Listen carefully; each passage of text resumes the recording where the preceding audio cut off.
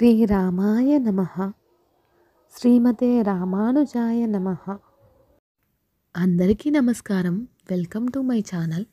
భద్రాచల శ్రీ సీతారామచంద్ర స్వామి వారి దేవస్థానంలో వైకుంఠ ఏకాదశి ఉత్సవాల్లో భాగంగా 5వ రోజు వామన అవతారంలో దర్శనమిస్తున్న శ్రీరామచంద్ర స్వామివారు.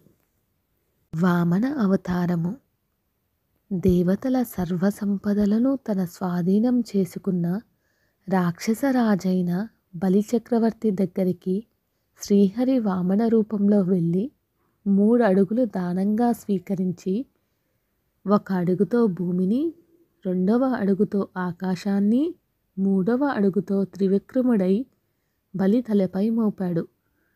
ఈ అవతారాన్ని దర్శించడం వలన గురుగ్రహ బాధలు తొలగుతాయి.